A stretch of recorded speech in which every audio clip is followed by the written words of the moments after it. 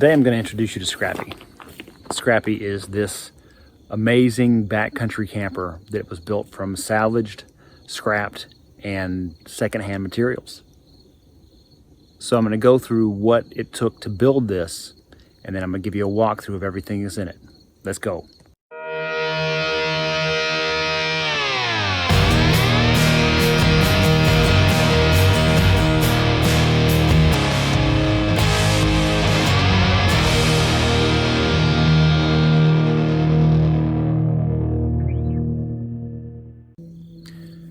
So the basics of Scrappy was to create a hard-walled camper that you can tow around. It's relatively small, it's lightweight, and I can just tow it with any vehicle I wanted. You could tow this thing with a car, it's so light. So, like I said, it started from a police speed trailer, and that speed trailer, which if you're looking at, is the only remnants of it is this back section in the axle. So everything else has been constructed by me through gathering my materials that I've used. So the base does have this 2-inch square tubing, and that 2-inch square tubing created a bit of a kind of a bathtub on the inside. And when we get into it, you're going to see that there's storage underneath the floor. But what I'd like to do is I'm gonna walk you around from my point of view. So I'm gonna turn the camera around and I'm gonna talk about what Scrappy was built, or what it was built out of, as we walk around, and why I did what I did.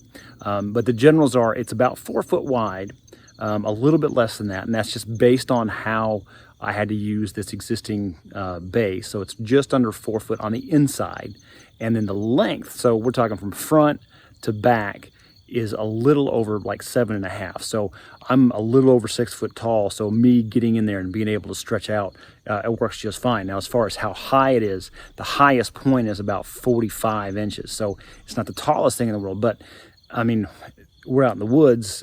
This is really just a sleeping quarter. And we really live for the most part outside when we're here. And this is just our little reclusive bedroom that we've got out here. So let's start walking around it. I'll switch you around. So the first thing you can see is Scrappy's shape. And Scrappy's shape it's a little bit tapered in the back, and I can kind of point in here so you can see that it's tapered in the back. So it's shorter back here and it is taller on this side. And I did that mostly for slipstream.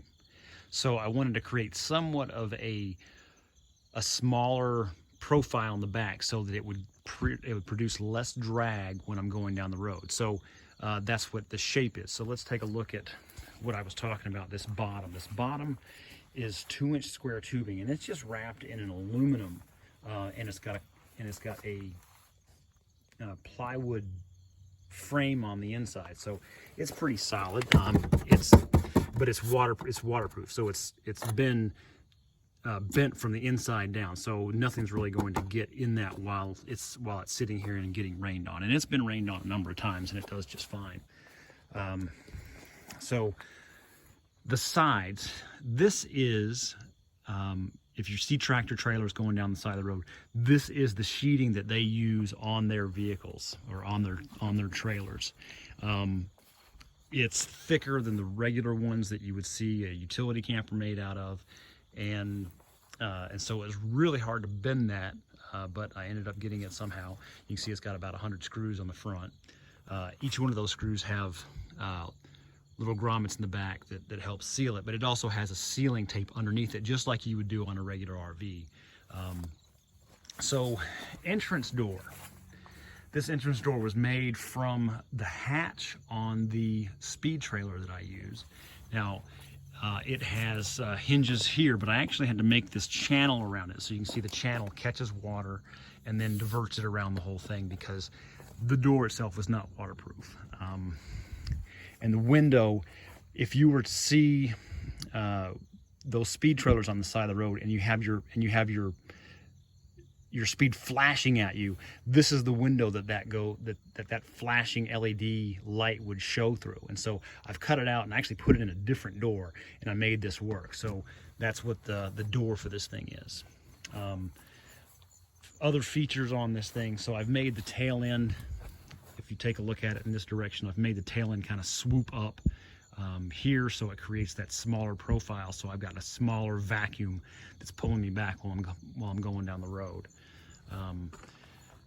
It does have solar power. These are cheap solar power panels, only 100 watts that I've got, built into a frame. I'm going to stand up here.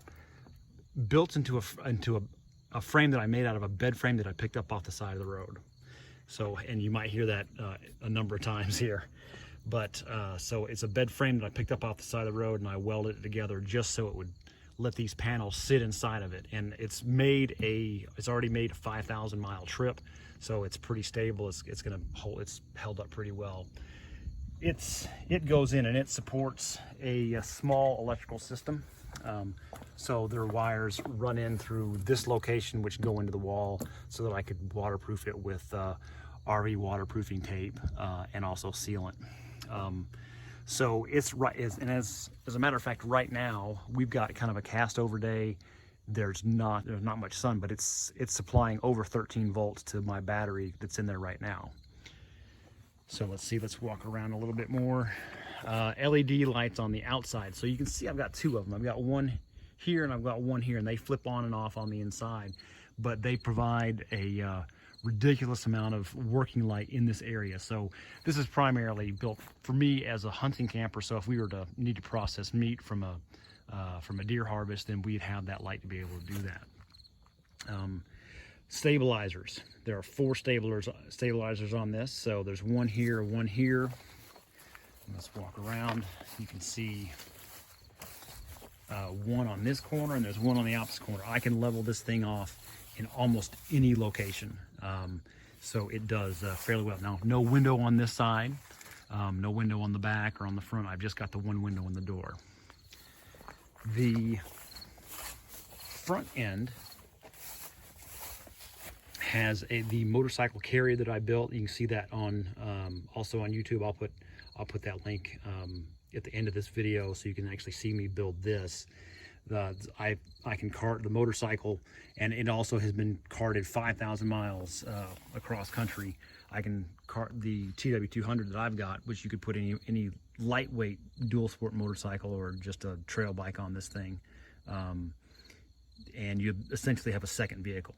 And I haven't built the other ramp. I'm just using a regular ramp to get it on and off of there, but it straps down and it holds itself in place. You'll also see from this point, this is a fuel container. It's a diesel fuel container for a 12-volt diesel heater that I've got mounted in the base of this unit, and I'll show that to you here in just a little bit. Other outside additions. So, well, this thing is completely removable.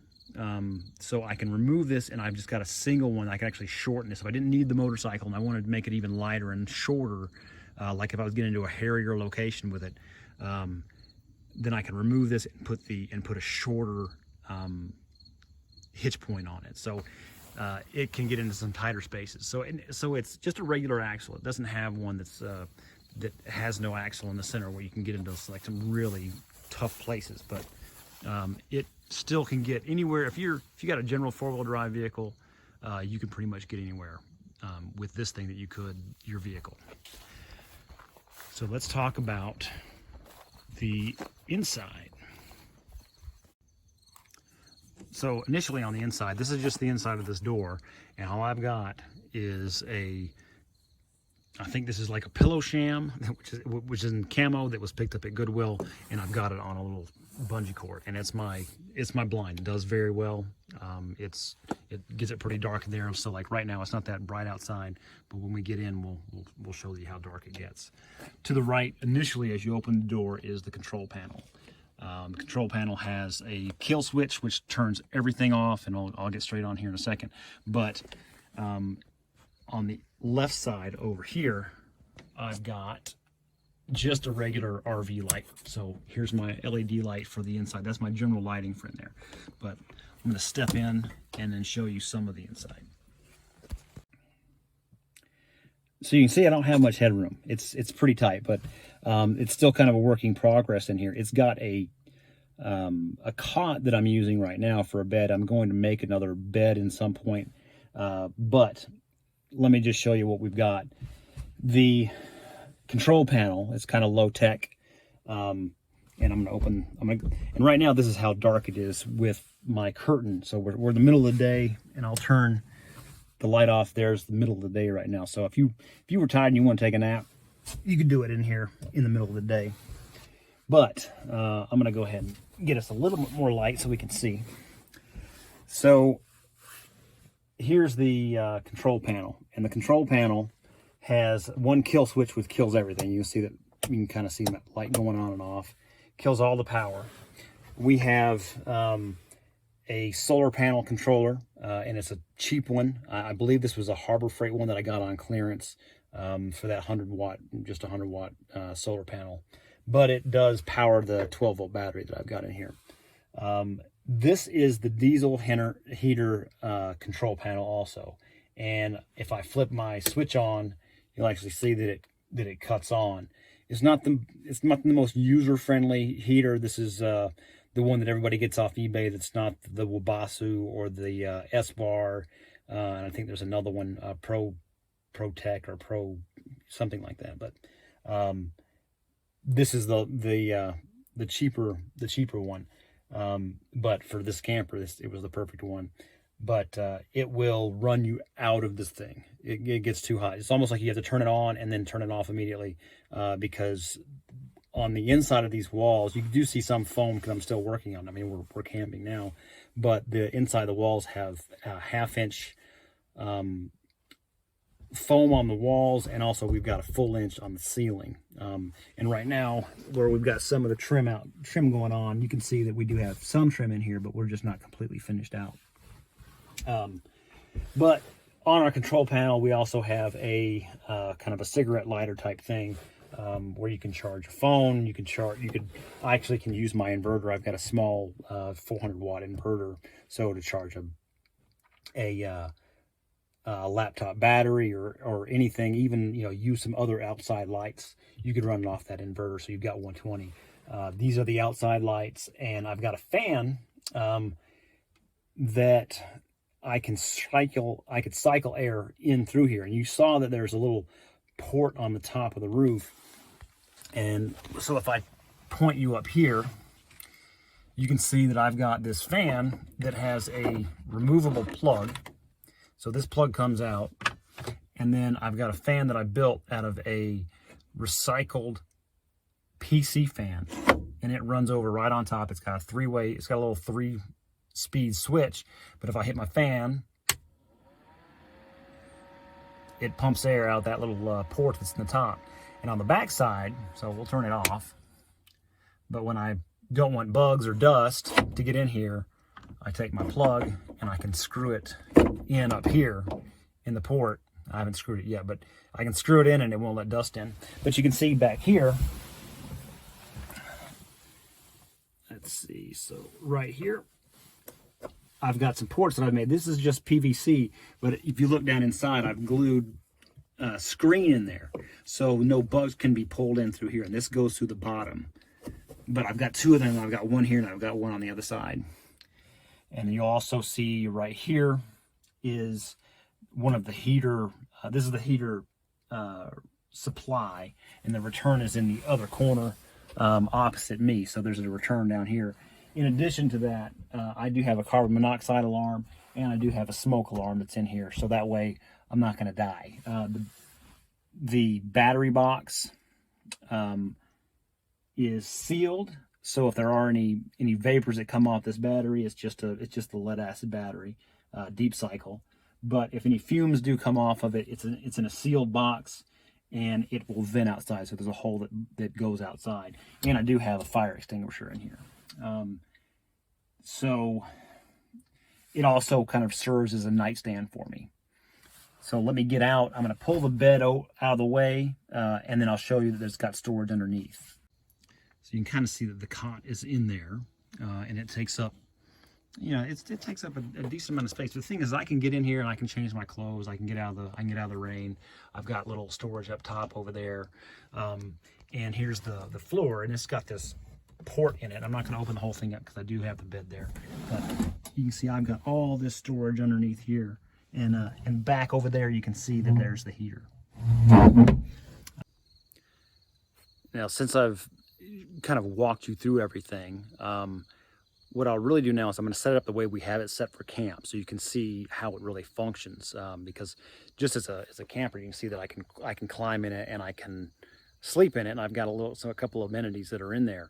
But let me set up camp, and you have to think about, because the bed is collapsible, everything that is going to be out here is stored in there while I'm going down the road. So it also serves as storage for all these camp items. So let me set it back up and let's take a look.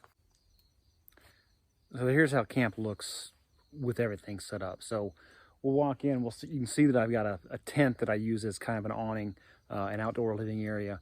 But let's walk in and kind of look at the setup of how it's laid out. So actually all these things were in the camper. You know, the first thing that you can see is this, it's really an 8x8 tent that I use for both work and for adventure things like this, for camping. So it just gets folded up and it gets transported on the inside of the camper. We've also got like a little table, so we've got our little kitchen area here. You know, wash bin, wash water, drinking water, stove, you know, water heating, I guess appliances, and then of course this is what we use for our refrigerator. Now I use a bigger one. I've got a larger Rotoplast one that I use. This is similar to your Yeti. This would be used for my meat transportation. So it's just got ice in it, doesn't have anything else in it, and so it's ready to transport meat. And of course this would be our pantry.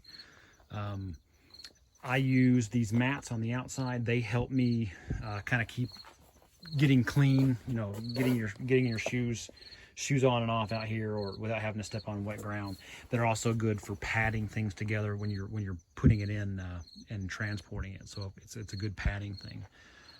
Because the light was mounted with a bolt, I hang my garbage there so that any of these raccoons that are out here aren't going to be able to get in very easily. And also as a step, I use my archery target practice. So I use that to help me get in and out of that thing. So that's just a quick rundown of Scrappy, the scrapped backcountry camper.